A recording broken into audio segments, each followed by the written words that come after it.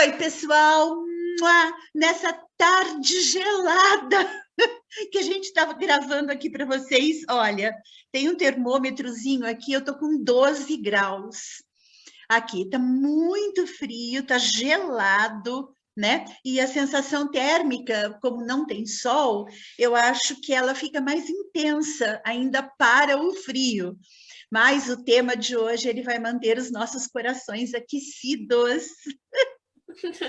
Olha, antes a gente gostaria de prestar uma utilidade pública aqui. Por conta do inverno, algumas pessoas que são moradoras de rua, elas precisam muito do nosso apoio. Então, vamos parar com essa história de que, eu não dou esmola porque a pessoa vai beber. Eu não dou esmola porque apertei, isso daí é do poder público. Para com isso.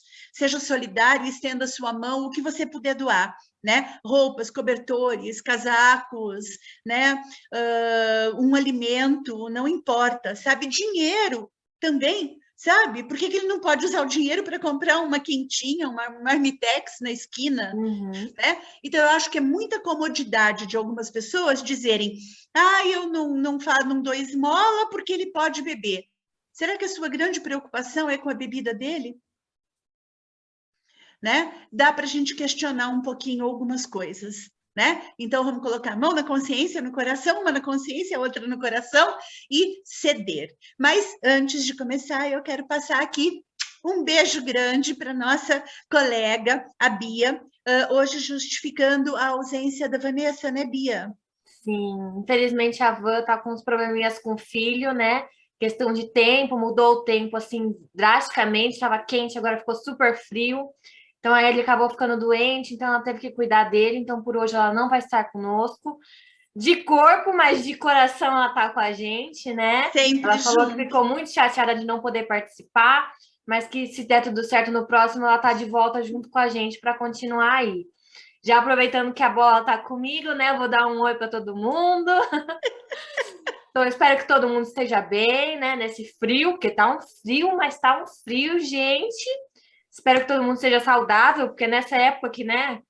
Um monte de gripe, começa a surgir um monte de coisa, então eu espero que todo mundo esteja saudável, quentinho, né?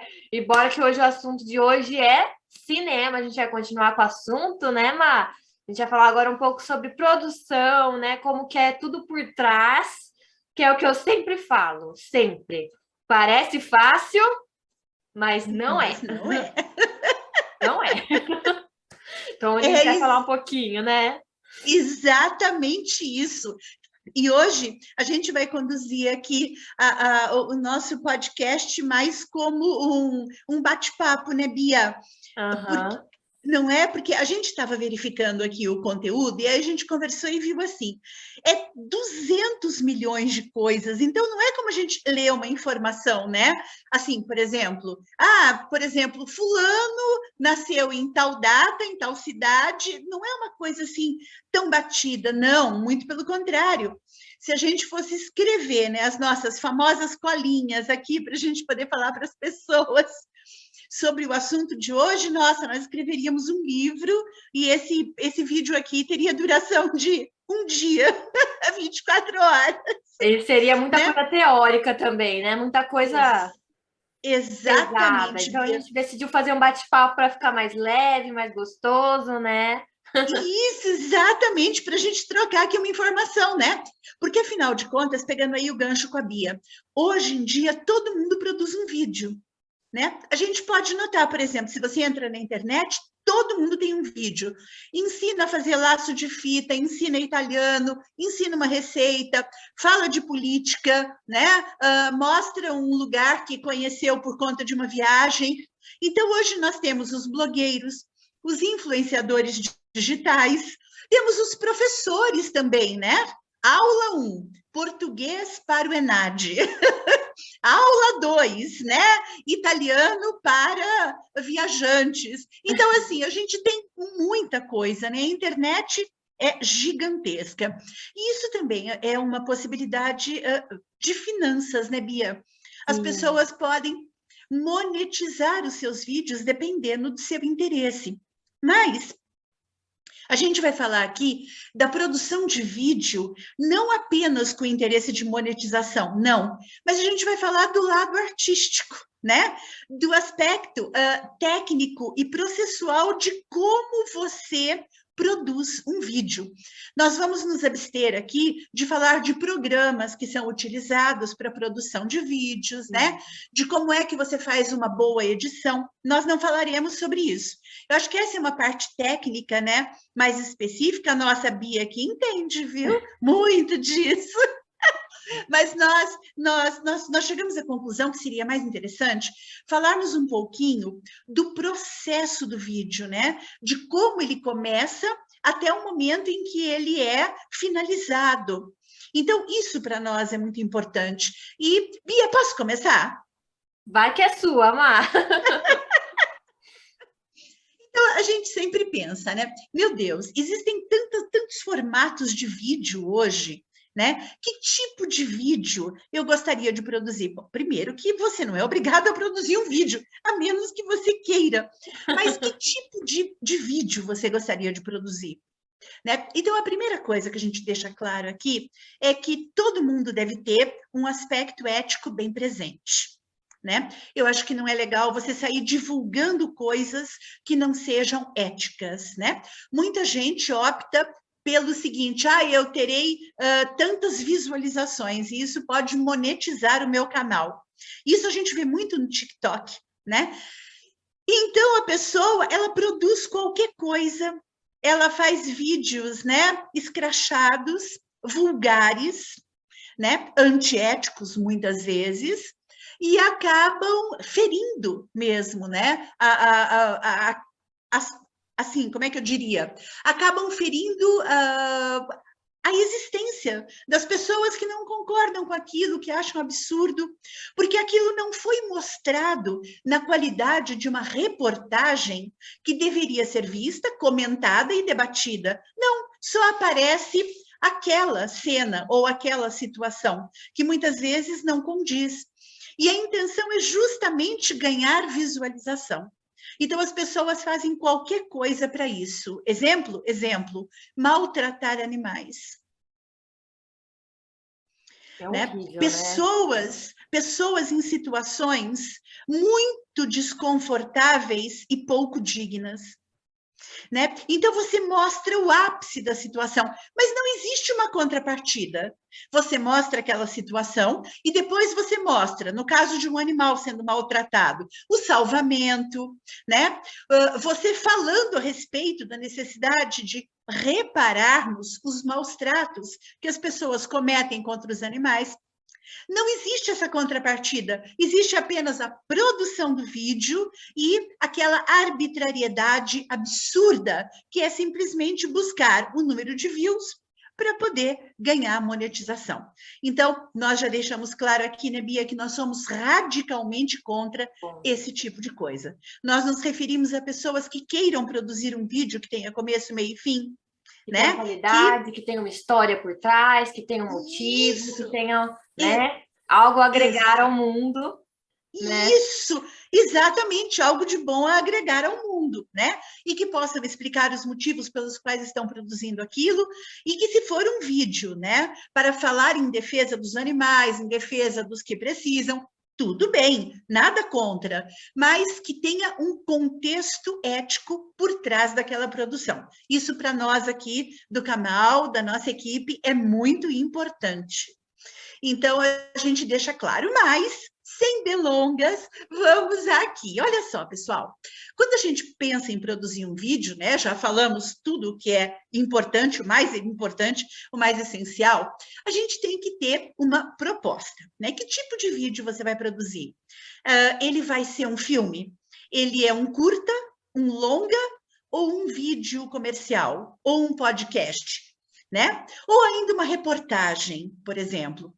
Digamos que você seja uma pessoa que goste muito do seu bairro e que você queira fazer um vídeo sobre a importância da coleta de lixo no seu bairro. Já pensou que bacana? Você pode distribuir para os vizinhos colocam na rede, e se for uma iniciativa boa, as pessoas podem tomar como base e se valerem daquilo para utilizarem nas suas próprias ruas, nos seus próprios bairros, nas suas cidades, nos seus estados, nas suas nações. Porque a internet, ela é um mundo, né? Ela é tudo. Eu me lembro, há alguns anos, de ter ficado impressionada. Isso tem uns 10 anos, um pouco mais. Acho que tem uns 15 anos. Eu tenho um amigo, ele é japonês, e ele me mostrou no celular dele que ele estava conversando com um outro amigo dele no Japão. E este outro amigo dele mostrava a casa onde ele estava morando no Japão. Então, ele passava, assim, o celular, né? Ah, aqui é a cozinha da minha casa, aqui é uma sacadinha que eu tenho, que dá para um parque, aqui, né, é a sala, aqui é o quarto. O meu amigo estava aqui comigo, na cidade de Campinas, e ele estava em Osaka, no Japão. Qual a distância? E a sensação que eu tinha é que ele estava ali, né, na sala ao lado. Então, a tecnologia, ela propicia isso, né? Não existem mais, como é que eu diria, as divisões. A gente aqui, em algum programa, quando a gente falou sobre as cartas de caminha, vocês se lembram? Né? Lembra? Então, quanto tempo eles levaram para chegar? Quanto tempo levou a carta do Pero Vaz de Caminha até o rei Dom João VI em Portugal? Meu Deus do céu! Então, hoje, se fosse hoje, né? Um clique, Caminha falaria com Dom João VI. Olha aqui, Dom João, a gente acabou de chegar. Terra Brasilis.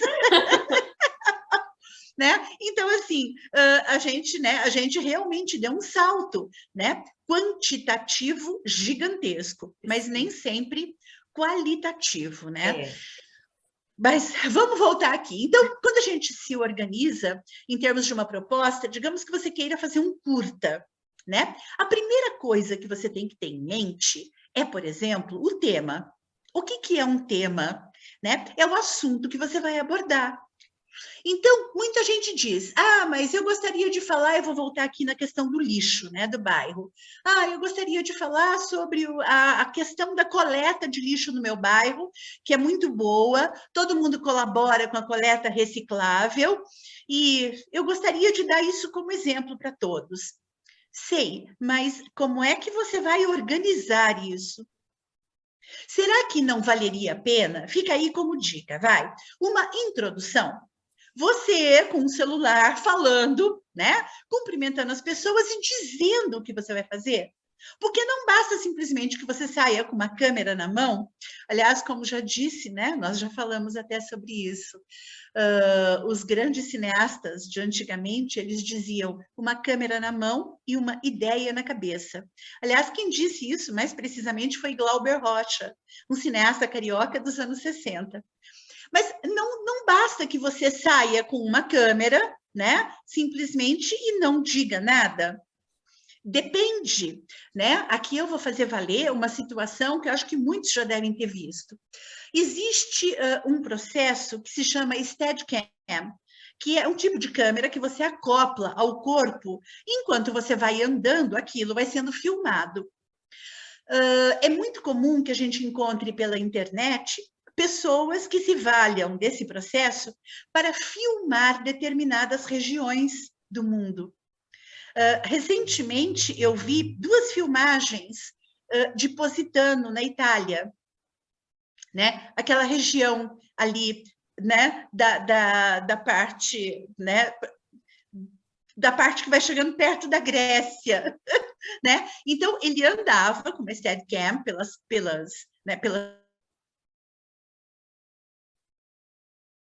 né? Acho que é isso.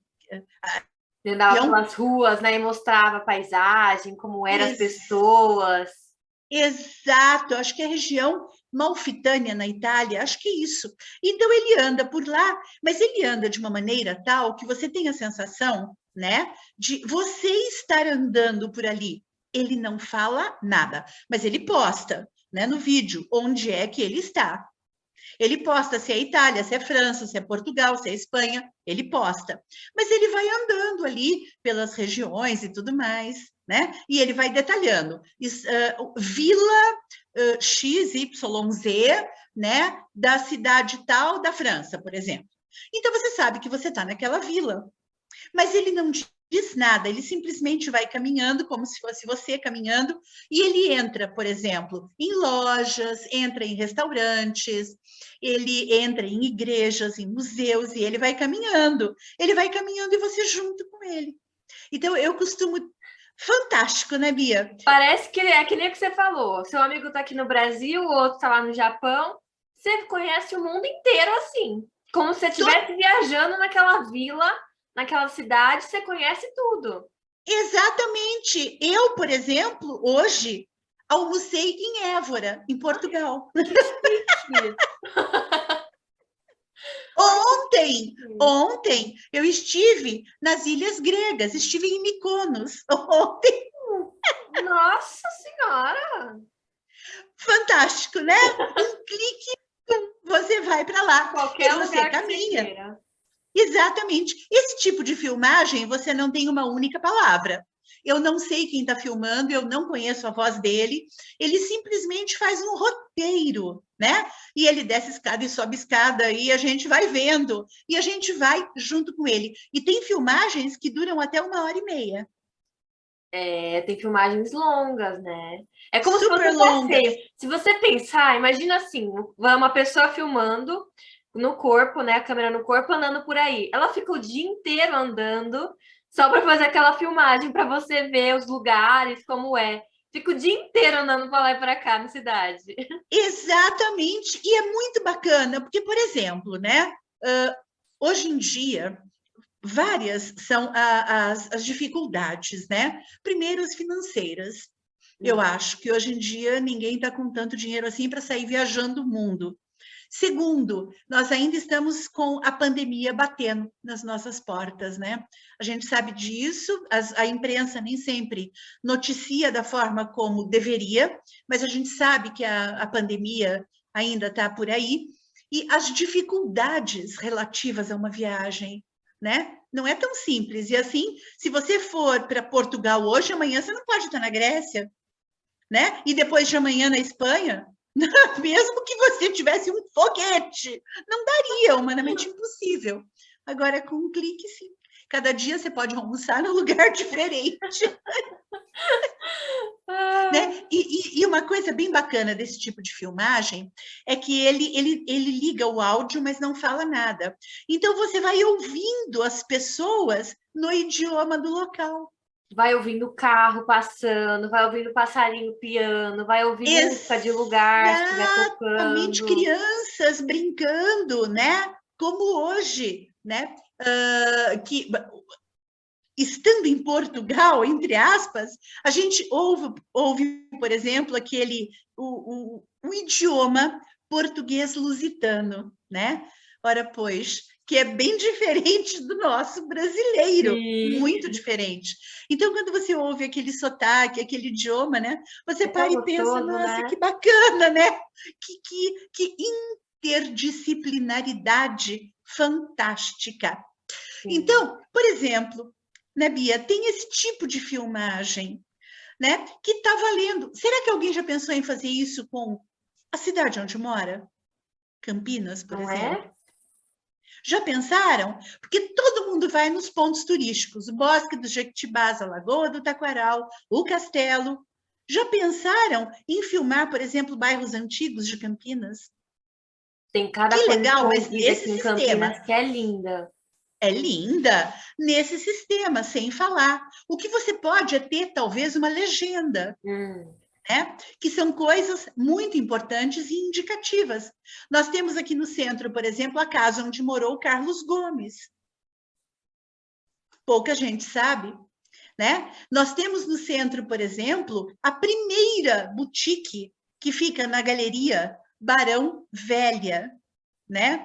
Ali na rua Barão de Jaguar, a primeira boutique, a Banzé, que vendeu a calça jeans mais famosa dos anos 70 aqui no Brasil, que foi ali. Só ali que vendia. Só ali que vendia a calça ali. Então, se a gente parar para pensar, né? Assim, quem é de Campinas mesmo pode fazer um belíssimo documentário, sem falar, apenas buscando, né, o burburinho da cidade e com algumas legendas, né? Que é importante. Então, fica aí já uma dica de filmagem para você que pensa em fazer um curta, né? Você tem um longa já é um tipo mais difícil de produção de vídeo. Você tem que ter um contexto, tem que ter um roteiro. Para que você tenha um roteiro, você tem que ter a ideia de uma história. Quando você tem um roteiro, você tem, depois de ter escrito essa história, você tem que fazer um processo chamado decupagem, que é justamente identificar cena por cena. O que é que vem primeiro? Quando você assiste um filme, já parou para pensar que aquelas cenas elas foram encadeadas de maneira tal que você pudesse compreender aquela história? Exatamente. E não é só isso. O roteiro também tem muita outra coisa, não é só a história. É roteiro de figurino, maquiagem, local que vai ser gravado, a cena em volta, que tipo de luz você quer, se você quer luz de nascer do sol, pôr do sol, luz do meio-dia. Tem muita coisa envolvida nesse roteiro. Muita coisa. Nossa, Bia, perfeito! Exatamente. Eu vou fazer, por exemplo, né, uma história que se passa em 1940. Eu não posso colocar a protagonista da história numa calça jeans desfiada. Não tem como. Desconstruir. Mas, o que é isso? Né? Eu não posso colocá-la tomando uma Coca-Cola. Nem posso colocá-la num linguajar, né? Que ela diga para o pai dela: ah, pá, vai, para com isso, que é isso? Ah, pô, nossa! Se uma mulher dissesse isso para o pai antigamente, seria excomungada e ao mesmo tempo excluída da família. Então, assim, são contextos diferenciados. E o figurino, né? A luz, por exemplo, já pensou? Vamos colocar uma luz fria que é mais econômica na filmagem. Imagina, existia. Né? Era só a luz incandescente, né? Que a gente sabe. Então, tudo tem que ser adaptado de acordo. Isso é fundamental, a menos que você vá criar uma sátira. Aí tudo é possível. Aí tudo é possível. Por exemplo, existe um grupo famosíssimo, né, chamado Monty Python. Eles fizeram muito sucesso nos anos 80, 70 e 80, e são famosos no mundo todo até hoje. E eles fizeram algumas sátiras divertidíssimas, né? Muito boas. Então, assim, são todas históricas, né? E tem uma delas, por exemplo, que se chama Em Busca do Cálice Sagrado.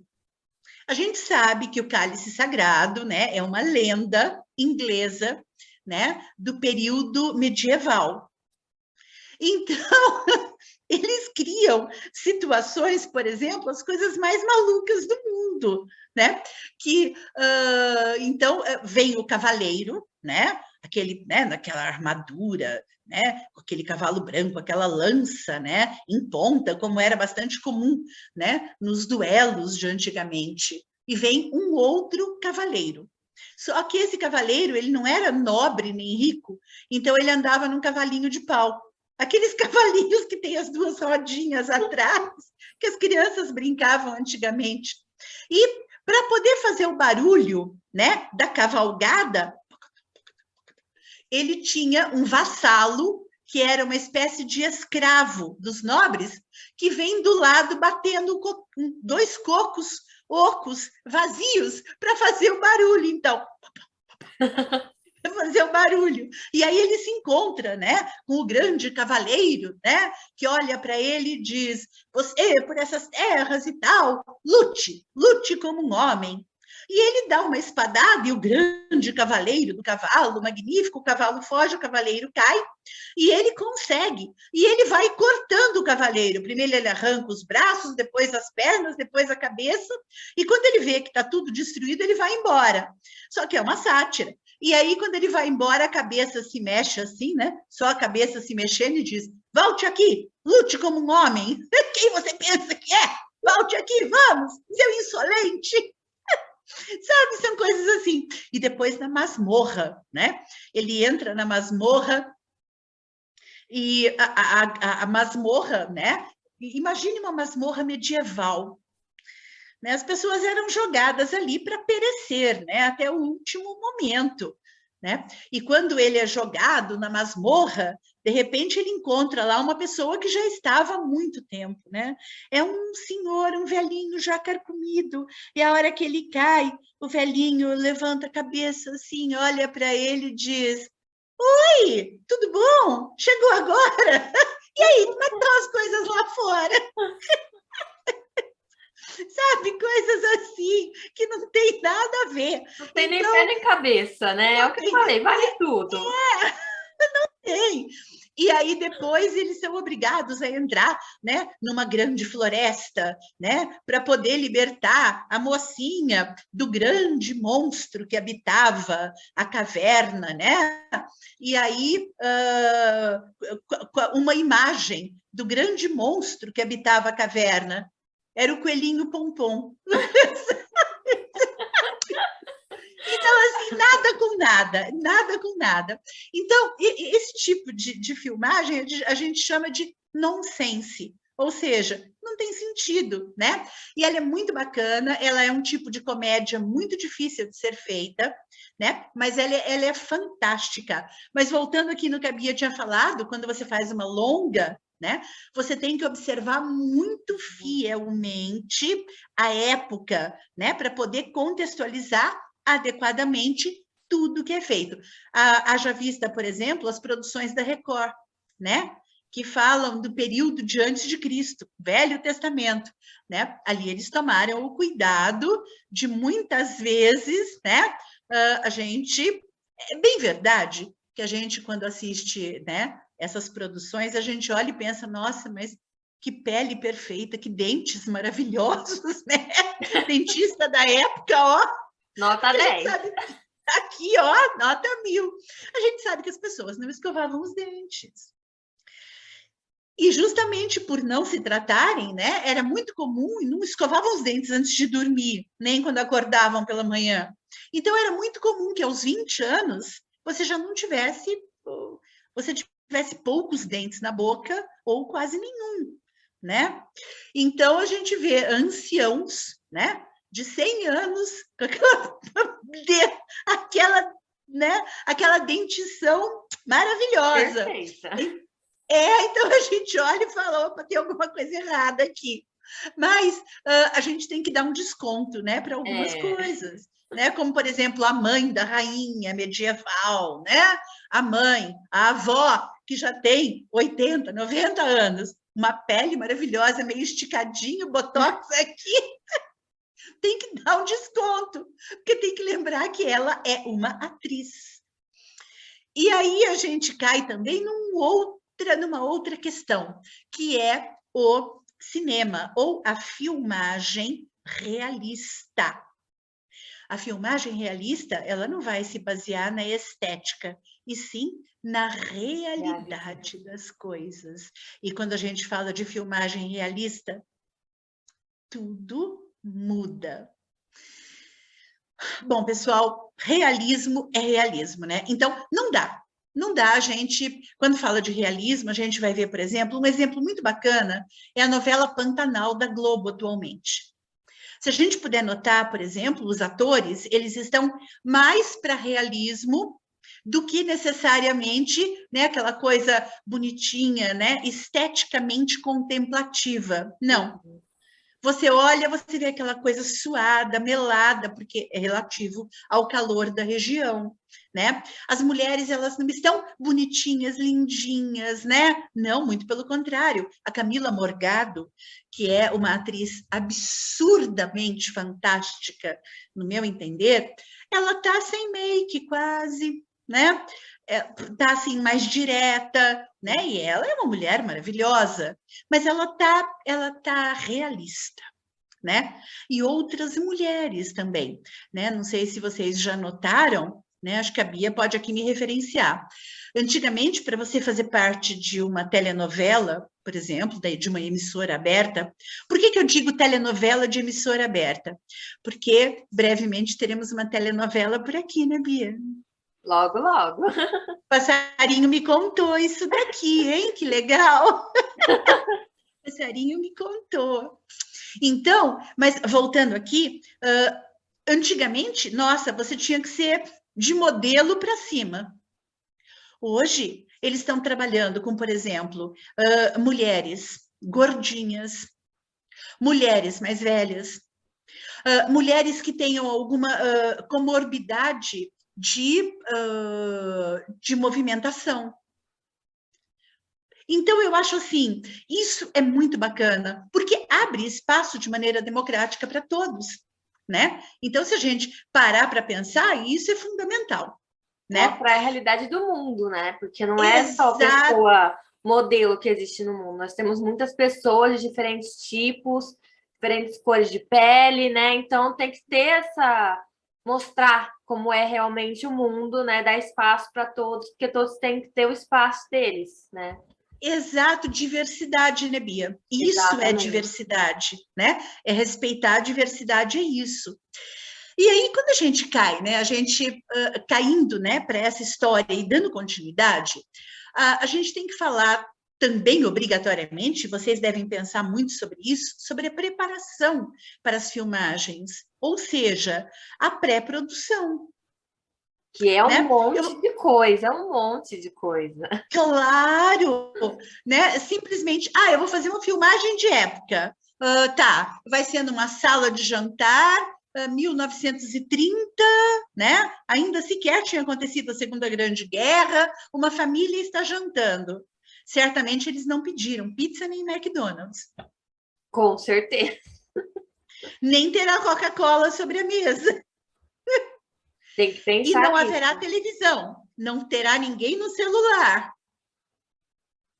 Nós teremos o quê?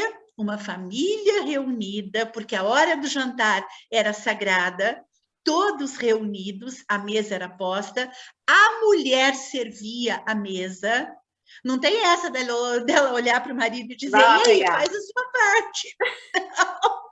Ela servia a mesa, ela cuidava dos filhos, o sistema era patriarcal. Então, se a gente quer fazer, se a gente quer mostrar um determinado período, aquilo deve ser muito preparado. O que nós teríamos na parede? Um relógio, daqueles antigos. Como seria o jantar? Não pode esquecer de um elemento muito importante sobre a mesa, a sopeira.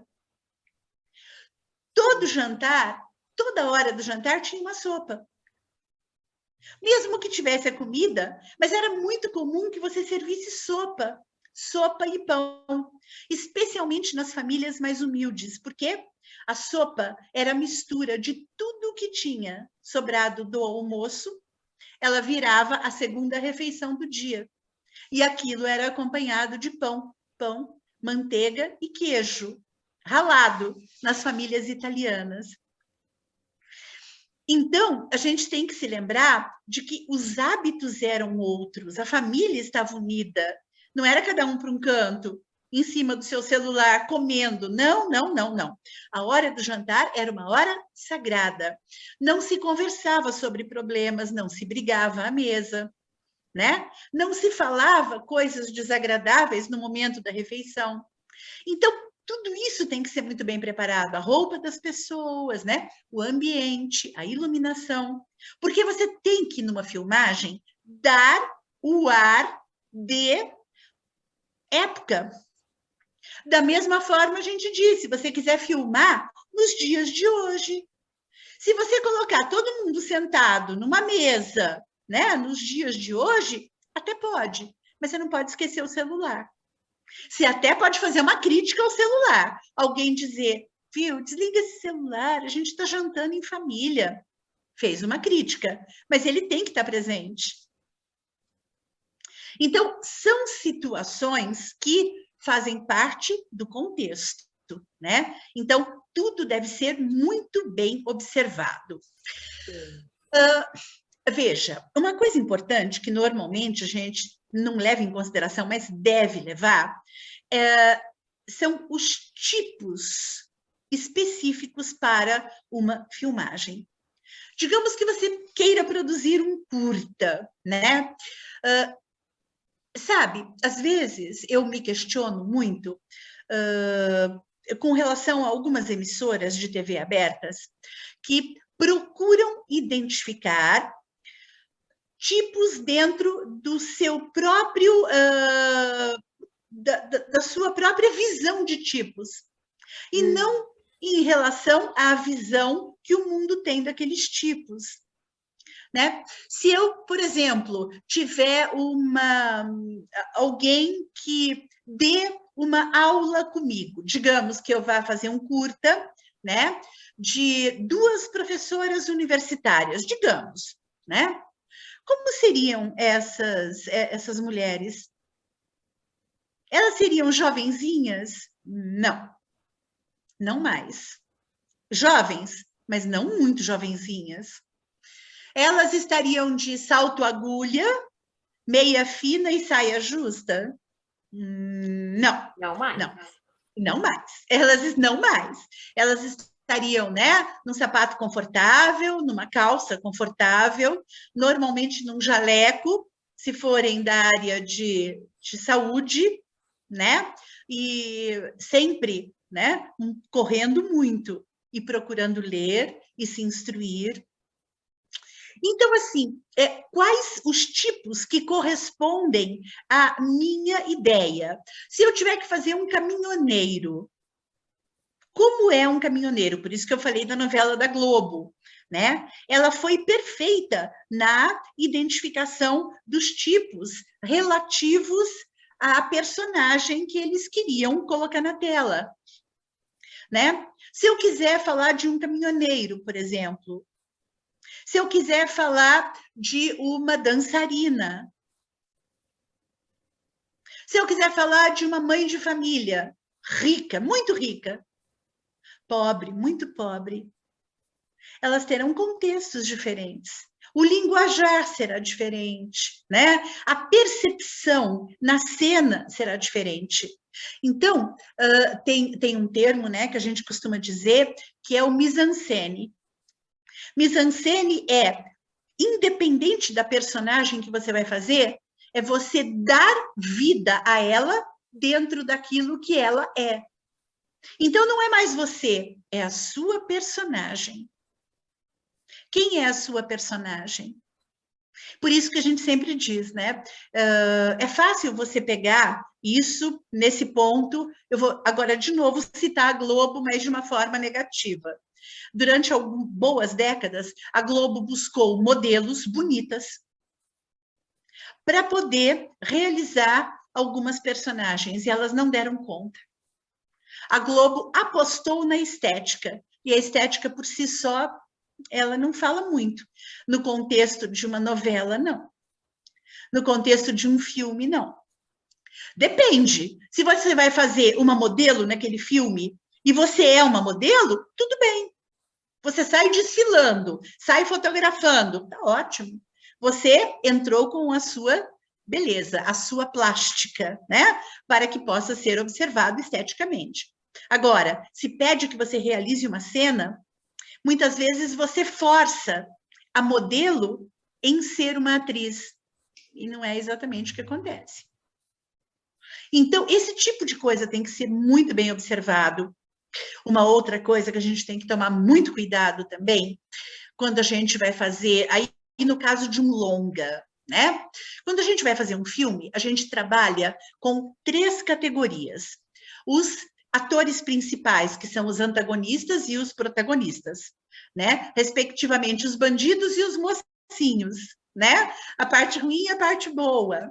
Uhum. Depois, você tem o elenco de apoio. Quem é o elenco de apoio? São aqueles que farão as ligações de cena entre os protagonistas e os antagonistas. E depois você tem a figuração.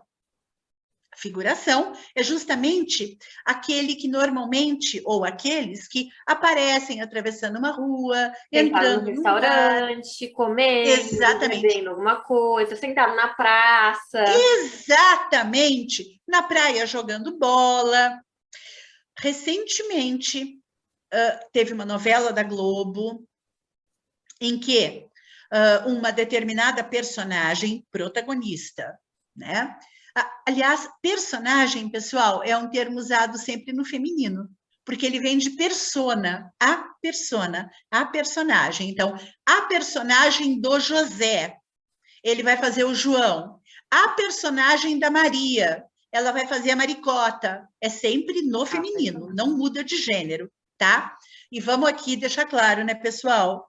Todos, não precisa de todas e todes, por favor, né?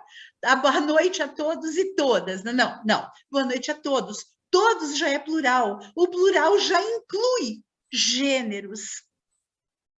Não há necessidade de especificar, porque senão eu fico boa noite a todos, todas, todiques, todobus. Eu não sei, daqui a pouco eu não sei o que eu vou estar falando. Então eu começo a mudar o meu idioma, e o idioma não se muda. O idioma é a nossa base de vivência, como é que eu diria? A nossa base de vivência de comunicação, e comunicação é a nossa civilização. Né? Então a gente não muda. Todos já é todos, né? Já incluem, obviamente, todas as opções sexuais. Eu não vou ficar aqui sentada cumprimentando a cada uma delas. Todos, é plural, ponto. As pessoas têm alguma dificuldade para entender isso, né? Já começaram a diversificar, boa noite a todos e todas. E aí, obviamente, as opções sexuais diversas se viram no direito de requisitar a sua parte. Então, boa noite a todos, todas e todes. Vamos evitar, por favor? Tanto o todes quanto todas. Não, todos. Ah, mas por que está no masculino? Gente, é idioma, língua portuguesa, né? Todos é plural. O plural vai para o masculino. Não há problema algum. Isso não é discriminatório, por favor. Então, sem mimimi, certo? Todos é todos. E ponto. Então, a gente volta aqui e observa o seguinte, né? Quando a gente vê com elenco de apoio, a gente vê todas as pessoas, todas, porque agora é pessoas, então tem que bater, por favor, hein, gente? É uma questão linguística, por favor. Então, pessoas, tá? Tá de acordo. Então, todas as pessoas andando de um lado para o outro e tal. E recentemente teve uma novela na Globo, onde a personagem protagonista era um jogador de futebol do Flamengo. E ele vai ser reincorporado ao clube para papá. E ele está sentado com a direção da unidade do Flamengo. Eram 2 diretores, né, que estavam ali, e mais 2 protagonistas, ele e um ator também, que era o principal. Ele vai receber a camisa do clube, é um momento histórico importante. E Globo deveria ter prestado atenção, porque cadê a presença da figuração? Eles colocaram 2 figurantes para fazer o papel de diretores do clube, mas como é que seria essa cena? Um grande jogador está sendo reincorporado ao seu clube do coração. Como é que seria essa cena? Ele simplesmente recebe uma camisa, né? Claro, sem a menor reação da direção do clube. Então, eu acho que muitas vezes algumas emissoras pecam, entendem que elenco de apoio, né, até pode ter lá suas cenas, mas que quando entra com a figuração, ela não tem a menor importância. E a figuração tem importância, sim, principalmente se você contextualizá-la numa cena específica, como foi esse caso, né? Então, essa figuração desses 2 dirigentes do Flamengo, eles estavam numa cena específica. Ora, se eles estavam numa cena específica, eles tinham que ter tido melhor representatividade. Não tiveram por quê? Então, houve um erro aí de direção. e um erro muito sério. Então, a gente deixa claro aqui, né, para poder, fica como dica, para que as pessoas não errem. Uma outra coisa muito importante, gente, é a questão do continuismo. Sim, a gente vê muito isso e tem muitos vídeos na internet que falam: olha o erro nesse filme, que a caneca tá num lugar, na outra hora a caneca sumiu, né? Uma hora o cabelo tá para cá, na outra o cabelo já tá para outro lado. Exato. Ou então o que acontece? Muita gente grava, né? Muitos diretores gravam primeiro todas as internas e depois todas as externas. E às vezes existe um tempo entre uma coisa e outra. Existe, né? Só que depois, na hora da edição, aquelas cenas serão juntadas. Então, num determinado dia, você gravou dentro de uma sala. No outro dia, você gravou você saindo dessa sala.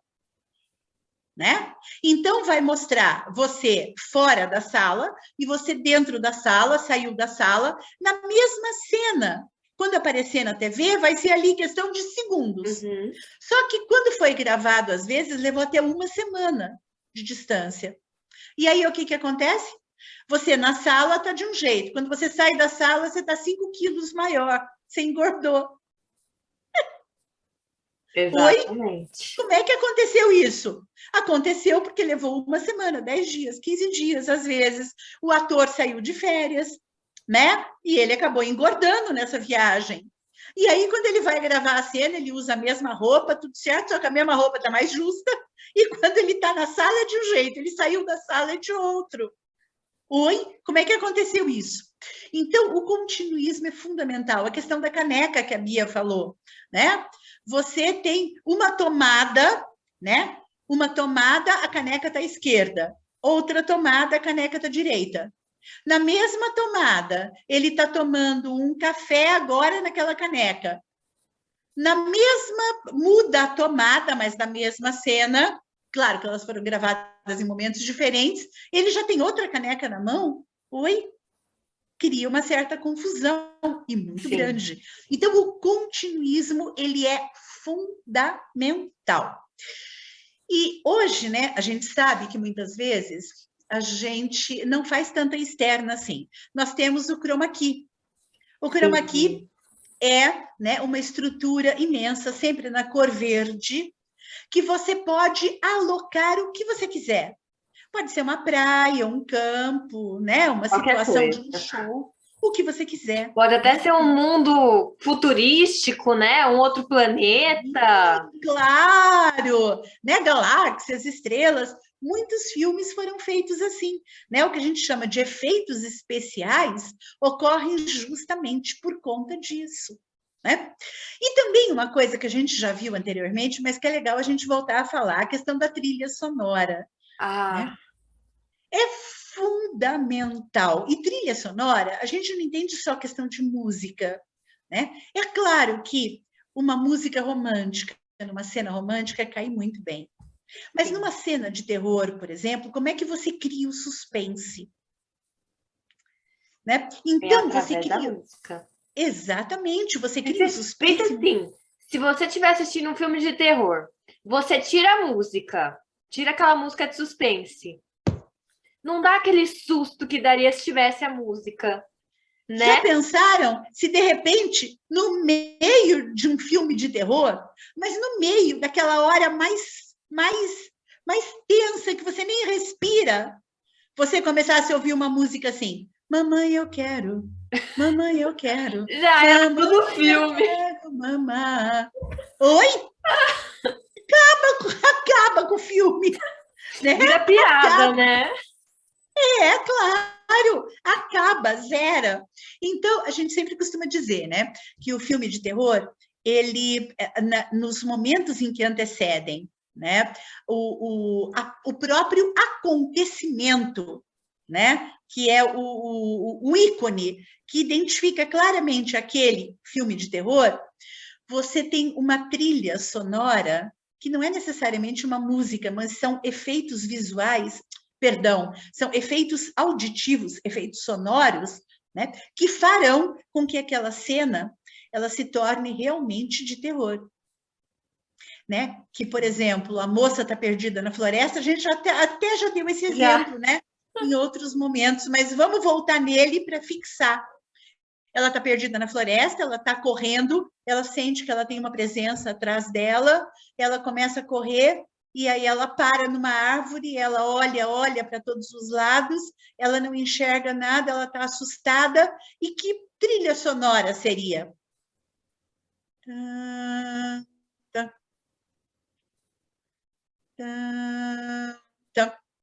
Sabe aquela coisa? E à medida que ela vai andando, sem nada, só barulho de folha seca sendo pisada.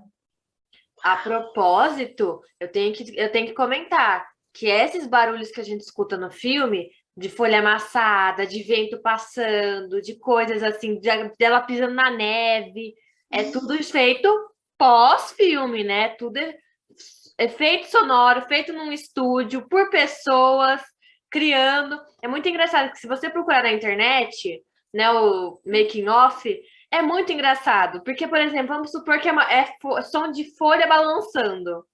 A pessoa pega uma coisa que não tem nada a ver, não é nem folha de árvore, e faz aquele som. É incrível, é incrível. Então tem que ser. E é uma coisa assim que é fundamental. Imagina se você vê um filme que não tem nenhum barulho de passo, de ônibus passando na rua, de vento, de passarinho, não tem som nenhum. Só as falas.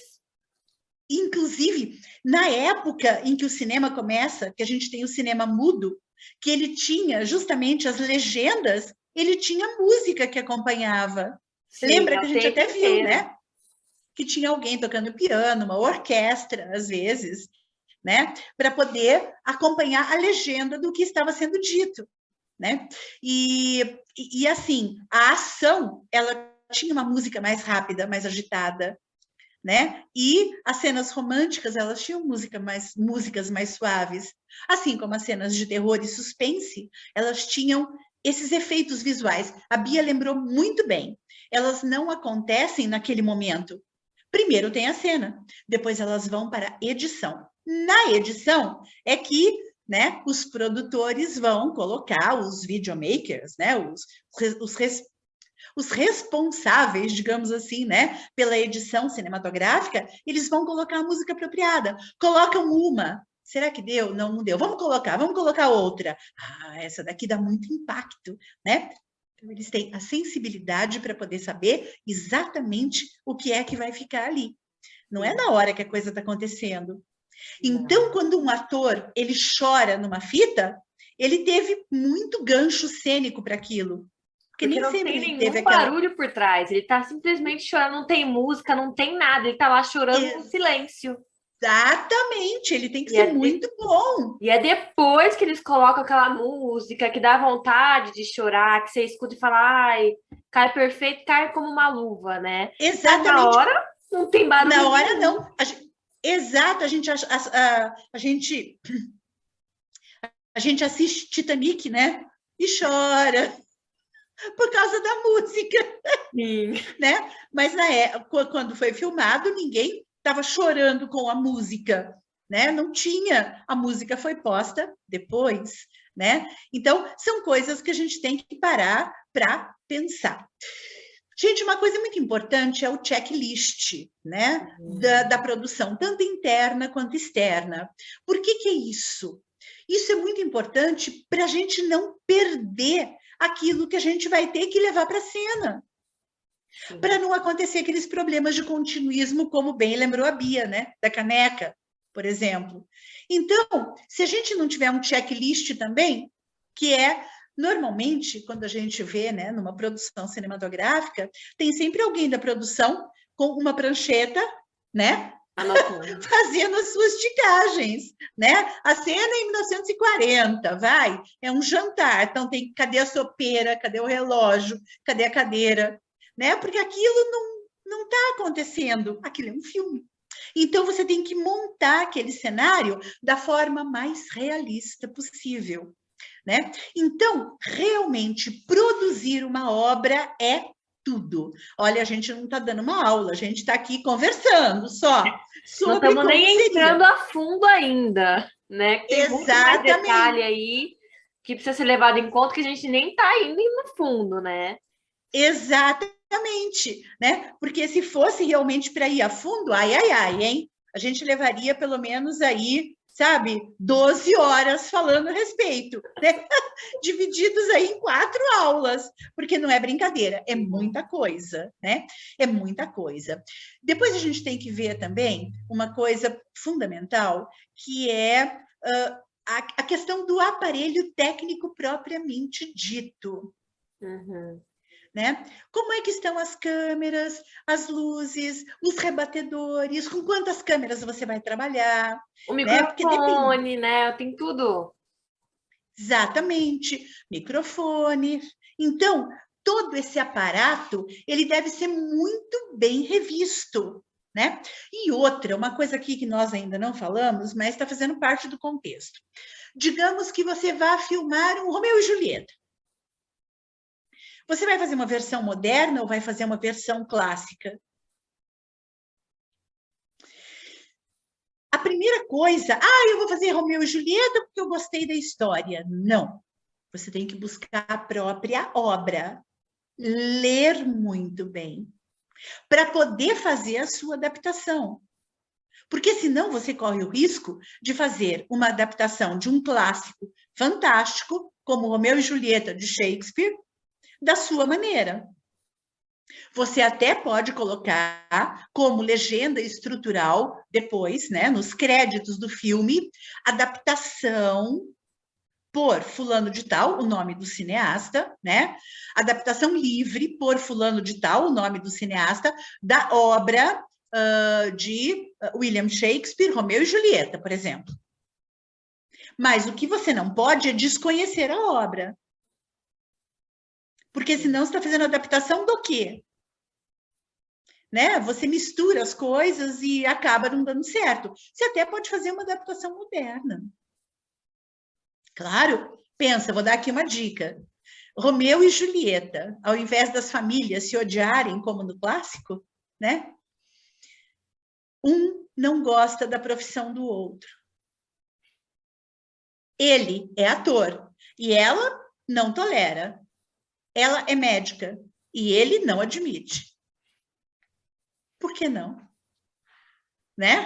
Uhum. Até que eles cheguem nas últimas consequências. Né? Pode ser, se você quiser um drama. Mas se você quiser uma comédia romântica, eles podem quase chegar nas últimas consequências. E aí eles resolvem que o amor é mais forte e são felizes para sempre. Não sei. Qualquer coisa é Né? possível, né? Qualquer história pode ser criada. Exatamente, qualquer história pode ser criada. E a vantagem de você tornar uma história cinematográfica, você escreveu, tornou aquilo um filme, tornou uma história cinematográfica, é que você conta com outros recursos. Não apenas o literário. Você conta com o recurso áudio, visual e mais do que isso, né? A estética da obra cinematográfica é muito forte. Muito. Tanto que tem um especialista para isso, né? Aquele que vê a fotografia. Quando a gente fala de fotografia em filme, não é a fotografia, uma foto, né? É a fotografia. Se você pausar o filme naquele instante, é harmonioso? Como que tá? É bonito aos olhos? É estético aos olhos? Não é? Exato. Tem uma pessoa específica para isso na equipe, né? Porque a equipe é composta por milhares de pessoas, cada um com sua função, né? Tem as pessoas que cuidam das luzes, o diretor, os atores, as figurinistas, quem cuida da maquiagem, quem tá lá só para ajudar mesmo, levar água para as pessoas, né? Então tem muita gente envolvida por trás das câmeras, né? A gente só vê o que tem na frente das câmeras, que são os atores e o cenário, né? Mas tem muita gente Exato. por trás que a gente não enxerga. Porque quem não trabalha com cinema, né? Quem não mexe com essas coisas, não tem noção do quão grande é, né? As pessoas por trás. Além disso, tem pessoal da edição também, que são várias pessoas. Porque edição aqui também não é uma coisa fácil de fazer. Como a Marília falou, a gente não vai entrar, porque são muitos detalhes, muitas coisas, né? Dá um vídeo só para edição. Mas quem quiser, né, Bia, pode fazer um curso com a gente. Nós oferecemos curso de cinema e teatro, certo? Sim. Pode muito bem entrar em contato conosco e fazer um curso conosco. Sim, a Maria Deixe vai lá nos dar um comentários, né? Que A a gente Maria entra tem em um curso contato. de cinema e teatro também. Lógico que não é, a gente não dá específico de cada coisa, né? A gente é mais voltado para atuação, né? Para roteiro, não para câmera, luz, essas coisas. Tem também. Mas a gente deixa boas dicas, Sim. né? Do que fazer em cada momento. Sim, sim, sim. Então, assim, gente, é uma equipe gigantesca. Tanto que quando aparecem os créditos, a gente pode ver, são vários nomes ali nos créditos, né? É uns 3 minutos só de crédito, porque é muita gente realmente trabalhando, né? E todo mundo lá, e tem muita gente por trás, os figurinistas também, quem faz, né, a figuração tem que aparecer o nome também, mesmo que tenha aparecido por 3 segundos, né? Então. Pisou no set de filmagem, será indicado nos créditos. Pisou no set, vai para o crédito. Sim, sim, sim, sim. Nossa, e uma coisa que eu acho muito interessante, eu mesma, para quem não trabalha com cinema também é uma coisa que você não pensa. Mas quando eu, né, comecei a reparar, eu achei muito, muito incrível. Que assim, tem várias cenas, certo? Em vários lugares diferentes. Uma é na sala de jantar, a outra é fora de casa, a outra é, sei lá, no quarto. E vamos supor que seja uma série, não seja nem um filme. Um filme também acontece. A cena, por exemplo, no quarto. São 5 cenas que aparecem no quarto. Só que essas cenas aparecem no episódio 1, no episódio 8, a outra aparece no episódio 15 e a outra só no 28. Só que eles guardam um dia só para gravar todas as cenas que tem no quarto nesse dia. E depois eles vão editando, né, nos devidos lugares que devem estar. Então, eu achei isso incrível. Gente, imagina. Eles têm que estar tudo programado, a série inteira tem que estar organizada, né? Com cada cena, em que lugar, que jeito, que roupa e tudo mais, para eles conseguirem gravar no mesmo dia, num set só. Olha a trabalheira que dá de você ter que pensar. Isso tudo é antes de começar a gravar. É antes de botar a mão na massa, de vamos lá, né? Então, o processo de pré-produção no filme é muito maior do que a gravação. Muito gigante. Muito, muito, muito. Por isso que demora muito para um filme começar a ser gravado do que realmente gravar, né? Vamos supor, um filme é gravado em 6 meses, só que a pré-produção começou 1 ano antes do filme começar a ser gravado. Exatamente, exato. Muita coisa, muita coisa. Tem que, além de ter que, né, procurar ator, procurar atrizes, procurar pessoas, porque tudo começa com uma ideia, né, Má? Tudo começa com um roteiro e a ideia. Exato. A partir daí que você vai puxando as outras coisas para começar a criar essa obra. Exato. Tanto é que tem uma coisa que a gente não falou, mas rapidinho, banco de imagens, que é justamente para fazer a questão da fotografia.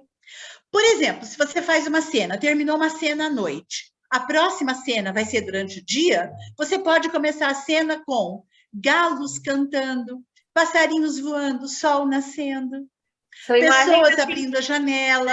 Que você grava, não precisa gravar ela, você grava elas esporádicas, né? Exato! Imagens... Então, exatamente esse banco de imagens, ele deve ser variado, ele deve ser gigantesco, principalmente no caso de séries ou novelas, para que não se repita o mesmo banco de imagens na sequência de cena. Né? Imagina, mesmo galo cantando em todas as cenas. Não dá, né? O galo ativo é esse, né? Então, e sempre o sol na cena do mesmo jeito, sempre a mesma senhora abrindo a janela, né? Não dá, a menos que seja a protagonista fazendo isso. Aí o foco é nela que abre a janela.